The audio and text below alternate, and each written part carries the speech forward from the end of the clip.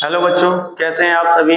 मैं विकास कुमार। जैसा कि आपको पता है भाई, क्लास 12 की फिजिक्स का सेकंड चैप्टर चल रहा है, जिसमें हम टॉपिक लेके आए हैं संधारित्र। और बहुत ही प्यारा सा शानदार सा टॉपिक है मेरे भाई, ठीक है ना। और इसको आज जो बारीकी से समझेंगे हम लोग इस वीडियो में, ठीक है ना, लेक्चर में। तो पढ़ेंगे आज के टॉपिक में हम क्या भाई, संधारित्र, ठीक है ना भाई, संधारित्र पढ़ेंगे, ठीक है। तो संधारित्र सबसे पहले हम हेडिंग डालेंगे हम लोग संधारित्र। क्या डालेंगे मेरे भाई?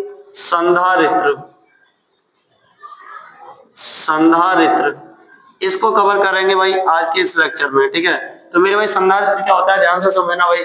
संधारित्र एक ऐसा समायोजन हो सकता, देखिए भाई, समायोजन बोल लीजिए या युक्ति बोल लीजिए या यंत्र बोल लीजिए, ठीक है ना, या मशीन बोल लीजिए, बात एक ही है। तो भाई संधारित्र एक ऐसा समायोजन होता है जिसकी सहायता से किसी चालक के आकार में परिवर्तन किए बिना चालक की धारता को क्या कर सकते हैं बेटा, बढ़ा सकते हैं, ठीक है ना। तो यही चीज आज इस संधारित्र में पढ़ेंगे हम, ठीक ठीक है। यही चीज संधारित्र में पढ़ेंगे। क्या लिखेंगे भाई? यह एक ऐसा समायोजन है, यह एक ऐसा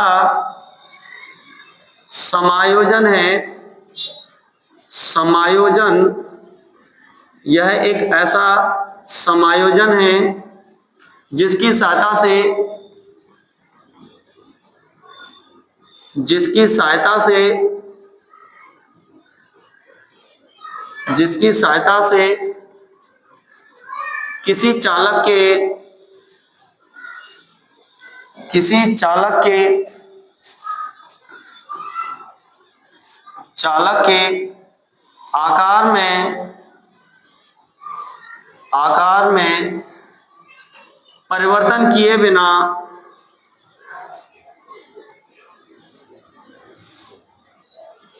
परिवर्तन किए बिना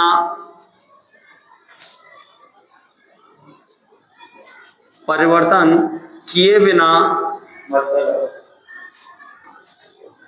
किए बिना चालक की धारता को, चालक की धारता को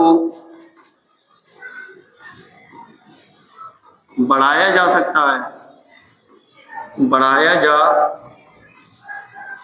सकता है। इसे इसे से प्रदर्शित करते हैं,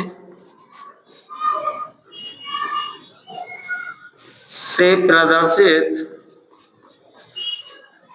करते हैं, ठीक है ना मेरे भाई। इतनी बात समझ में आई भाई। संधारित्र क्या है भाई? संधारित्र यह एक ऐसा समायोजन है जिसकी सहायता से किसी चालक के आकार में परिवर्तन किए बिना भाई चालक की धारता को बढ़ाया जा सकता है। और इसे इस तरह का जो सिंबल आपको दिख रहा है, इन्हें बोलते हैं भाई संधारित्र की प्लेटें। क्या बोलते हैं मेरे भाई? इसको बोलेंगे संधारित्र की प्लेटें, ठीक है ना। संधारित्र में दो प्लेटें होती है, एक धन और एक ऋण होती है, ठीक है ना, से प्रदर्शित करते हैं, ठीक है ना मेरे भाई।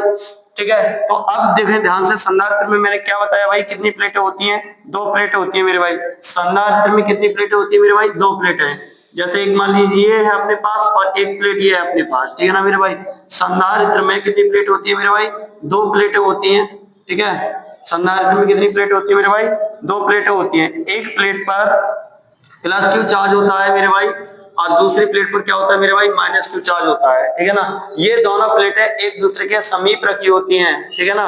और जो नेगेटिव प्लेट होती है, जो नेगेटिव प्लेट होती है वो किससे जुड़ी होती है मेरे भाई? पृथ्वी से। किससे जुड़ी होती है मेरे भाई? पृथ्वी से, ठीक है ना मेरे भाई। जब ये नेगेटिव प्लेट पृथ्वी से जुड़ी होती है तो यहाँ पर क्या होता है मेरे भाई? प्लस क्यू जो चार्ज है, प्लस क्यू जो आवेश है, वह स्वयं उत्पन्न होता है मेरे भाई। क्या होता है? स्वयं उत्पन्न होता है, ठीक है ना, ठीक है ना मेरे भाई। इतनी बात समझ में आई? आप बोलोगे गुरुजी बिल्कुल बात समझ में आई। तो कहने का मतलब क्या हुआ भाई कि संधारित्र जो है दो ऐसे चालकों का युग्म है। संधारित्र क्या भाई? दो ऐसे चालकों का युग्म है जो एक दूसरे के समीप रखे हों और जिन पर बराबर व विपरीत आवेश हो, ठीक है ना, जिन पर बराबर व विपरीत आवेश हो। तो इन चालकों को हम लोग क्या बोलते हैं भाई? संधारित्र की प्लेटें बोलते हैं, ठीक है ना। तो यही आपको बताना था। और भाई दोनों प्लेटों के जो बीच की दूरी होती है मेरे भाई, वो होती है स्मॉल डी से रिप्रेजेंट। अभी यहीं पे बता दे रहा हूँ, संधारित्र के बीच की जो दूरी होती है मेरे भाई, वो किससे होती है? स्मॉल डी से रिप्रेजेंट होती है। किससे होती है भाई? स्मॉल डी से, ठीक है ना। तो यही हम यहाँ पर नोट करने वाले हैं। संधारित्र दो ऐसे चालकों का युग्म है, संधारित्र दो ऐसे चालकों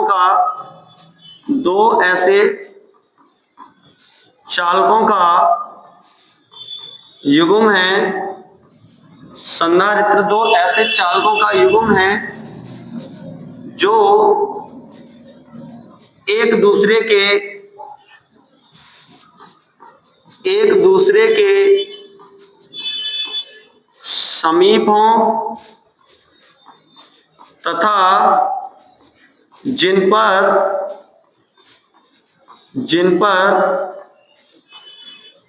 बराबर व विपरीत आवेश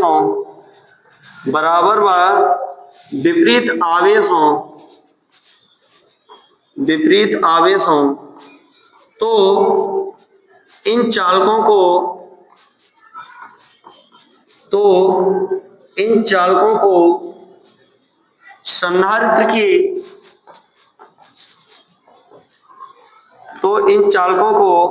संधारित्र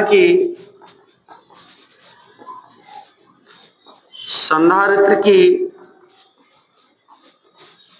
प्लेटें कहते हैं। ठीक है मेरे भाई, ये बात समझ में आई भाई। संधारित्र क्या है एक्चुअल में, कि संधारित्र भाई एक्चुअल में संधारित्र दो ऐसे चालकों का युग्म है मेरे भाई। संधारित्र क्या है, दो ऐसे चालकों का युग्म है जो एक दूसरे के समीप हो और जिन पर क्या भाई बराबर आवेश लेकिन विपरीत होगा। बराबर आवेश मतलब कि अगर एक प्लेट पर अगर 5 कूलम आवेश है तो भाई उतना ही आवेश विपरीत दूसरी प्लेट पर होगा, -5 कूलम आवेश। ठीक है ना, तो जिन पर बराबर आवेश होगा लेकिन प्रकृति में कैसा होगा मेरे भाई, विपरीत होगा। ठीक है, तो इन चालकों को हम लोग क्या कहते हैं भाई, संधारित्र की प्लेटें कहते हैं मेरे भाई। ठीक है, इतनी बात समझ आई। आप बोलोगे गुरुजी बिल्कुल बात समझ में आई। ठीक है ना, अब इसके बाद चलते हैं भाई संधारित्र की धारता। सबसे पहले हम देखेंगे संधारित्र की धारता का फॉर्मूला। संधारित्र की धारता, ठीक है, ध्यान से सुनना मेरे भाई। संधारित्र की धारता क्या है, यहां से देखिए संधारित्र की धारता निकाल लेंगे, फॉर्मूला, डेफिनेशन सब कुछ यहीं से निकालेंगे। तो मेरे भाई ध्यान से सुनना, संधारित्र की किसी एक प्लेट को दिया गया आवेश भी तथा दोनों प्लेटों के बीच में क्या होगा भाई, उत्पन्न विभवांतर कितना होगा भाई, V।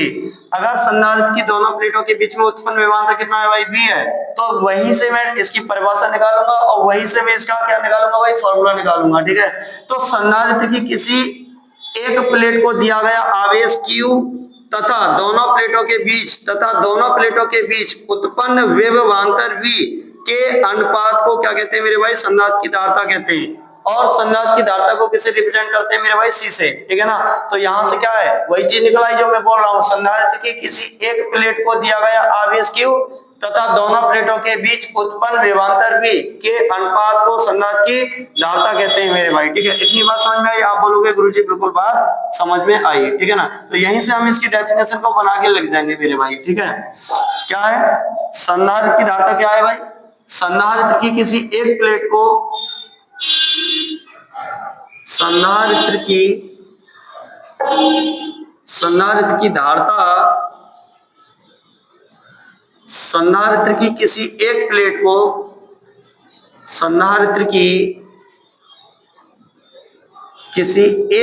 को किसी एक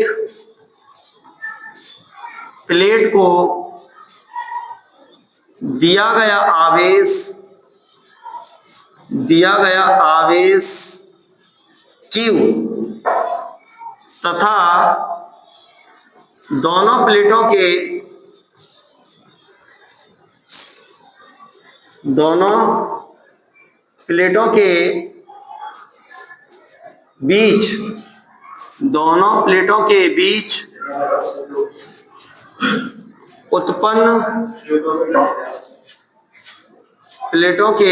बीच उत्पन्न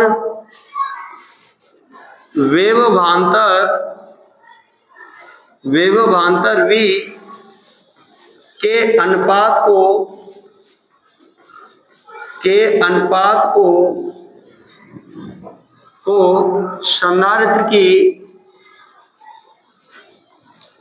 संधारित्र की धारता कहते हैं।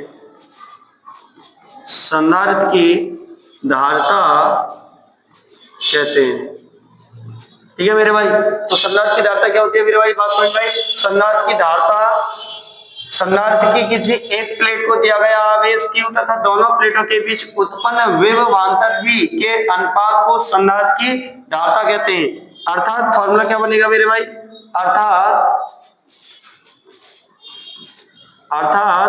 C बराबर Q अपॉन V, अर्थात C बराबर Q अपॉन V। ये क्या आ गया मेरे भाई, इसका फॉर्मूला आ गया। ठीक है ना मेरे भाई, इतनी बात समझ में आई। आप बोलोगे गुरुजी बिल्कुल बात समझ में आई। ठीक है ना। अब देखेंगे हम लोग आगे टॉपिक, संधारित्र की धारता को प्रभावित करने वाले कारक। संधारित्र की धारता को प्रभावित करने वाले कारक, तो सबसे पहले हम हेडिंग डालेंगे संधारित्र की धारता को प्रभावित करने वाले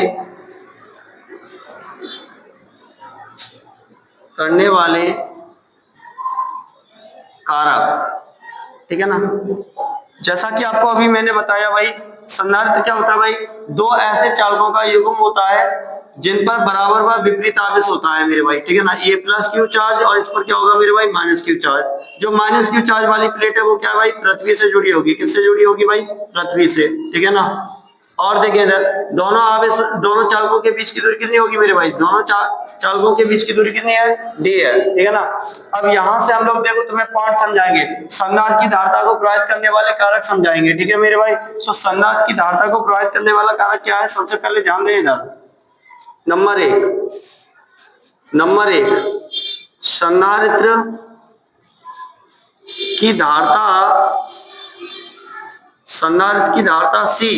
अब भाई जैसे कि मान लीजिए कि ये प्लेटें हैं भाई, इन प्लेटों को कहीं पर भी रखेंगे तो हमें क्षेत्रफल मिलेगा भाई, प्लेटों का क्या मिलेगा भाई, क्षेत्रफल मिलेगा। ठीक है ना।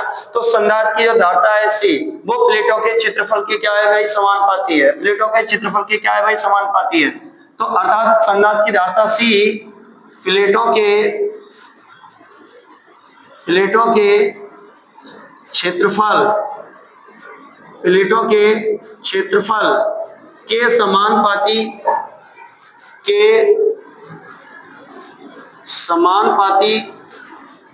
होती है। अर्थात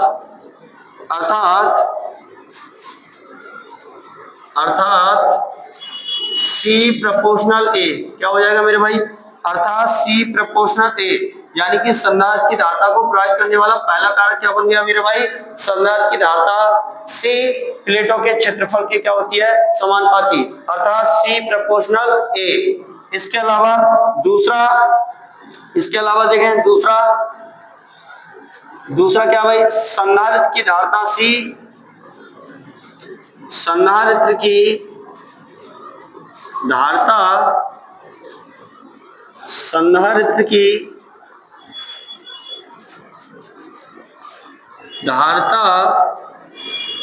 C, संधारित्र की धारता C प्लेटों के बीच की दूरी,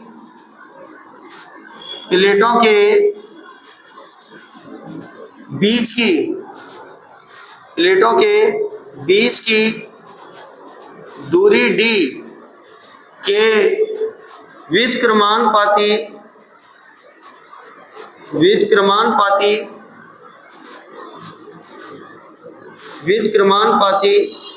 होती है।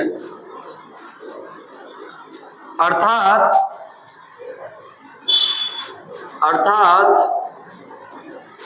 C प्रोपोर्शनल 1/D, अर्थात C प्रोपोर्शनल 1/D, यानी कि दूसरा कारक क्या है भाई मेरे इसका, कि संधारित्र की जो धारता होती है C, वो प्लेटों के बीच की जो दूरी है D, ठीक है ना, इस दूरी D के क्या है भाई, व्युत्क्रमानुपाती होती है। तो वही यहाँ पर बताया गया है आपको कि संधारित्र की जो धारता है C, वो प्लेटों के बीच की दूरी के व्युत्क्रमानुपाती है, अर्थात C प्रोपोर्शनल 1/D। ठीक है ना। इतनी बात समझ में आई। आप बोलोगे गुरुजी बिल्कुल बात समझ में आई। ठीक है, इतनी बात समझ में, आप बोलोगे गुरुजी बिल्कुल बात समझ में आई। ठीक है। अब इसके अलावा ध्यान से देखें इधर, तीसरा क्या है इसका, तीसरा पॉइंट संधारित्र की धारता C परावैद्युतांक, यानी कि जब ये प्लेटें कहीं रखी गई हैं तो भाई कोई ना कोई माध्यम होगा और उस माध्यम का परावैद्युतांक कितना मान लिया गया है, K, ठीक है ना। तो प्लेटों जो संधारित्र की धारता है C, वो प्लेटों के बीच के परावैद्युतांक K के क्या हो जाएगी भाई, समानुपाती हो जाएगी, अर्थात C प्रोपोर्शनल K क्या हो जाएगी मेरे भाई, अर्थात C प्रोपोर्शनल K। यानी हम यहाँ पे लिखेंगे संधारित्र की धारता, संधारित्र की धारता, संधारित्र की धारता C परावैद्युतांक, परावैद्युतांक K के समानुपाती, समानुपाती होती है, अर्थात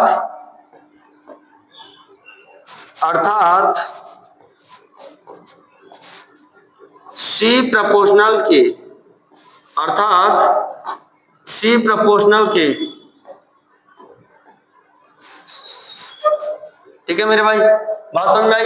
यानी कि जो भाई प्लेटें रखी हैं, ये प्लेटें जब रखी हैं तो भाई कहीं ना कहीं किसी ना किसी माध्यम में रखी होंगी और उस माध्यम का परावैद्युतांक कितना हो गया मेरे भाई, K। तो यहाँ पर तीसरा केस क्या है भाई, संधारित्र की धारता को प्रभावित करने वाला, वो यही केस है कि संधारित्र की जो धारता होती है C, वो परावैद्युतांक K के क्या होती है मेरे भाई, समानुपाती होती है, ठीक है ना। तो आज के इस लेक्चर में हमने क्या क्या पढ़ा भाई, संधारित्र के बारे में जाना भाई, संधारित्र क्या होता है, फिर संधारित्र की धारता को पढ़ा, फिर हमने इसके बाद संधारित्र को प्रभावित करने वाले कारक देखे, ठीक है ना। तो कितने कारक हैं भाई इसके, 3 कारक हमने देखे, ठीक है ना। तो आपसे 2 नंबर में इसके कारक जो है पूछ लिया जाता है कि भाई संधारित्र को प्रभावित करने वाले कारक लिखिए, ठीक है ना। तो आज के इस लेक्चर में हमने जो है आपको ये सारी चीजें बताई और उम्मीद करता हूँ अच्छे से समझ में आया होगा मेरे भाई, ठीक है ना। थैंक यू, धन्यवाद।